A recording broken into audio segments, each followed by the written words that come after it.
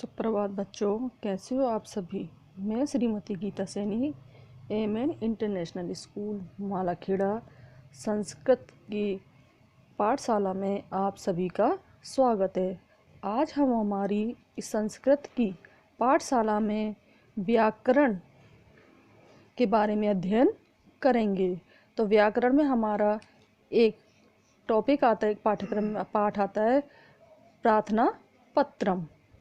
प्रार्थना पत्र मान्य होता है कि जब हम किसी के लिए प्रार्थना पत्र लिखते हैं, एप्लीकेशन लिखते हैं, तो उसे हम संस्कृत में प्रार्थना पत्रम। जैसे आप संस्कृत में एप्लीकेशन लिख करके देते हो है, तो हिंदी में प्रार्थना पत्र लिख करके देते हो। उसी तरह से क्या होता है, संस्कृत भाषा में भी हमारा प्रार्थना पत्र होता है, क्योंकि संस्कृत भी क्या है, हमारी एक भाषा है और जो आपके लिए अभी बिल्कुल नई है। इससे पहले आप लोगों ने इस भाषा के बारे में किसी भी तरह की कोई जानकारी प्राप्त नहीं की है। तो चलिए आज हम हमारे प्रार्थना पत्र को देखते हैं। तो क्या है, इसमें हमने क्या किया है, आवश्यक कार्य के लिए, जैसे आपको ये दिखाई दे रहा है आवश्यक कार्य है। जैसे आपको घर पे कोई ज़रूरी काम होता है तो क्या करते हो, आप स्कूल में यानी अपने विद्यालय में एक दिन पहले क्या करते जाते हो, प्रार्थना पत्र लिख करके दे के जाते हो। अपनी क्लास अध्यापक कक्षा अध्यापिका को दे के जाते हो या अपनी प्रधानाध्यापिका को दे के जाते हो कि मैम मुझे घर पर आवश्यक कार्य है और मैं एक दिन या 2 दिन या 3 दिन जितने भी दिन का काम होता है कि मैं विद्यालय नहीं आ सकता हूँ। तो वो 3 तरह से इंग्लिश में भी लिख के दिया जा सकता है, हिंदी में भी और संस्कृत में भी। तो चलिए आज हम हमारे, अब तक आप लोगों ने हिंदी में और इंग्लिश में तो प्रार्थना पत्र लिखा है, लेकिन आपने संस्कृत भाषा में ना तो लिखा है ना ही पढ़ा है। तो इसलिए मैं आपको वीडियो के द्वारा आपको उसकी एक बार इसको पढ़ करके बता देती हूँ, ताकि आप लोगों को पढ़ने में, बोलने में या याद करने में किसी भी तरह की कोई असावधानी नहीं आए। तो आज हम हमारे इस कक्षा में आवश्यक कार्य के लिए 2 दिन के अवकाश के लिए प्रार्थना पत्र लिखते हैं। देखिए, अवकाश के लिए प्रार्थना पत्र हमारा कैसे हो सकता है, ये देखो, आप बीमार हो जाते हो तो आप अवकाश लेते हो, या आपको कहीं पर जाना होता है तो आप अवकाश लेते हो हैं, या आपको कोई भी भाई की शादी में, बहन की शादी है, घर में कोई आवश्यक कार्य आ गया है, या आप बीमार हो गए, तो उसके लिए आपको क्या होता है, छुट्टी लेनी पड़ती है। तो उसके लिए आप लोग प्रार्थना पत्र लिख करके देते हो। तो आज हम हमारी इसी कक्षा में घर पर आवश्यक कार्य के लिए 2 दिन की छुट्टी के लिए, 2 दिन के अवकाश के लिए अपनी प्रधानाध्यापक को, यानी प्रिंसिपल मैम को संस्कृत भाषा में प्रार्थना पत्र लिख करके देंगे। तो चलिए देखते हैं सेवाएं। इसमें क्या होता है, सबसे पहले आप लोग अपनी उत्तर पुस्तिका यानी नोटबुक को जब सामने खोल करके लिखने के लिए बैठते हो, तो हमारी क्या होता है, जहाँ से हम लिखना स्टार्ट करते हैं यानी उल्टे हाथ की तरफ, तो वहाँ से क्या होता है, सबसे पहले लिखते हैं हम सेवायाम। क्या लिखते हैं, सेवायाम। जैसे हिंदी में आप लिखते हो सेवा में, तो इसका मतलब भी वही है, सेवा याम का सेवा में।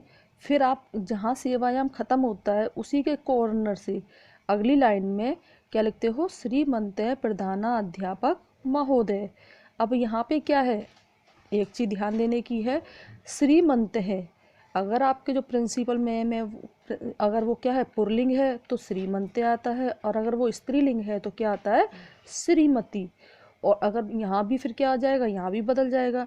अगर क्या है, पुल्लिंग है तो प्रधानाध्यापक, और स्त्रीलिंग है तो प्रधानाध्यापिका। और यहाँ पर भी यही होगा, पुल्लिंग है तो महोदय आता है, महोदय है। अगर ये पीछे विसर्ग लगा होता है तो इसको हम है की आवाज़ निकलती है तो क्या बोलते हैं, महोदय है। फिर आपके नीचे आ जाता, उसी के अगली लाइन में आता है स्कूल का नाम, यानी आप किस विद्यालय में हो उस स्कूल का नाम आ जाता है। जैसे आप एमएन में हो तो एमएन इंटरनेशनल विद्यालय आ गया। अगर इसकी जगह आप किसी और विद्यालय में होते तो उस विद्यालय का नाम आ जाता। और वो विद्यालय कहाँ पर है, मालाखेड़ा में। और मालाखेड़ा किसके अंदर आता है, अलवर में आता है। तो एक चीज़ ध्यान देने की है, यहाँ पर क्या होता है, पहली लाइन में तो हम क्या करते हैं, सेवायाम।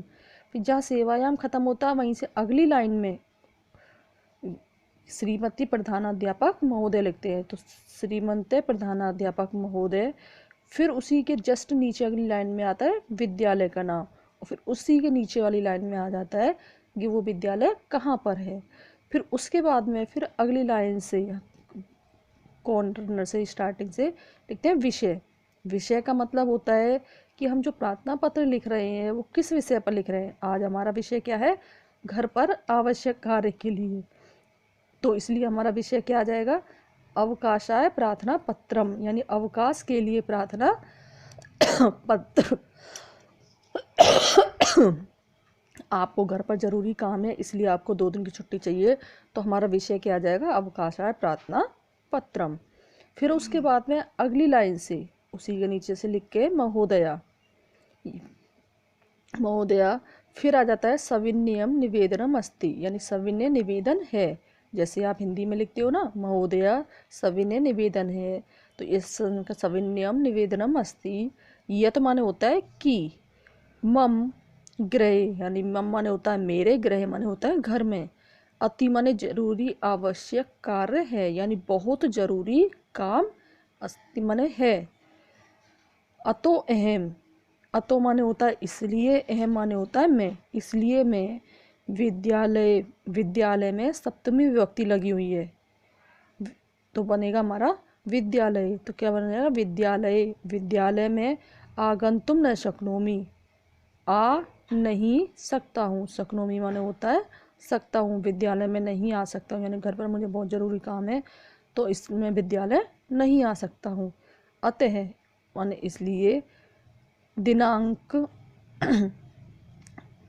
14/5/21, तब माने होता है, तह माने होता है से, 15/5/21 ई माने होता है तक। जैसे आप हिंदी में लिखते हो ना, दिनांक इतने से इतने तक, तो ऐसे संस्कृत में दिनांक हमें क्या है, हमने ऊपर लिखा था कि 2 दिन के अवकाश के लिए, दो माने होता है 2, मैंने आपको संख्यावाची शब्द कराए थे, उसमें आपको मैंने संख्याएं बताई थी कि संस्कृत में हम कैसे बोलते हैं, तो 2 माने होता है 2, तो 2 दिन के लिए है, तो जैसे 14 और 15, 14 से 15 2 दिन हो गए। ईस्वी पर्यंतम, 14 से 15 तक, दिन द्वयस्य, दिन माने दिन, द्वय माने 2, और षष्ठी विभक्ति लगी हुई है द्वयस्य में, तो 2 दिन का अवकाशम दत्वा, अवकाश देकर, कृतार्थ यंतु भवन्ते, आप कृतार्थ करें। वो कह रहा है कि 2 दिन का अवकाश दे करके आप कृतार्थ करें। फिर उसके बाद में नीचे आ जाता है भवताम आज्ञा पालक, भवता माने आपका, आज्ञा पालक या आज्ञाकारी, फिर उसके नीचे नाम आ जाता है, यहाँ अपना नाम लिख देते हैं, और उसके बाद में कक्षा, आप जिस कक्षा में भी पढ़ रहे हो, अगर आप क्या क्या 6ठी कक्षा में हो तो कक्षा षष्टम लिख दो, अगर आप 7वीं कक्षा में हो तो सप्तम लिख दो, 8वीं में हो तो अष्टम, जो आपको संख्यावाची शब्द कराए थे ना उसी के अकॉर्डिंग इसमें आ जाता है। फिर दिनांक लिखते हैं, दिनांक क्या होता है, अब जैसे आवश्यक कार्य तो क्या होता है आपको पता है पहले से ही कि भाई मुझे इतनी दिनांक को घर पर काम है, तो वो क्या करते हैं, हम एक दिन पहले ही एप्लीकेशन यानी प्रार्थना पत्र दे जाते हैं। तो जैसे आपको 14 और 15 2 दिन का काम है, तो आप क्या करोगे, 13 यानी 13 तारीख को ही आप प्रार्थना पत्र लिख करके अपनी कक्षा अध्यापिका को या प्रधानाध्यापिका को दे जाओगे कि मैं कल और परसों नहीं आऊँगा। तो वो जो दिनांक होती है वो हमारी आवश्यक कार्य से एक दिन पहले की होती है। और हाँ, जो ये दिनांक है इस दिनांक को आप बदल भी सकते हो, यानी मैंने तो क्या किया है, जैसे आज 13 है, 13 तारीख है, तो 13 को मैंने दे दिया और मैंने बोल दिया कि कल और परसों 14-15 को मुझे ज़रूरी काम है। आप जब भी प्रार्थना पत्र लिख करके देते हो तो आप क्या करोगे, अगर आवश्यक कार्य के लिए है, अगर आप हमें पहले से पता होता है कि हमें छुट्टी लेनी है तो हम एक दिन पहले प्रार्थना पत्र लिखते हैं। तो यहाँ नीचे तो क्या आती है, जिस दिन हम प्रार्थना पत्र देते हैं, और यहाँ ऊपर कौन सी दिनांक आती है, जिस दिन की हमें छुट्टी लेनी होती है, अवकाश लेना होता है। तो ये तो क्या 2 दिन का अवकाश है, तो 14 और 15 आ गया। अगर यह 3 दिन का होता तो क्या था, यहाँ तो 14 रह जाता, यहाँ पर 16 हो जाता, और बाकी का सारा ऐसे ही रहता है। तो आज के लिए इतना ही। अब ये आप लोगों को आपके ग्रुप पर भेज दिया जाएगा, जिसे आप लोग अपनी उत्तर पुस्तिका में पूरा कर लेना। ठीक है, आज के लिए इतना ही। नमस्कार।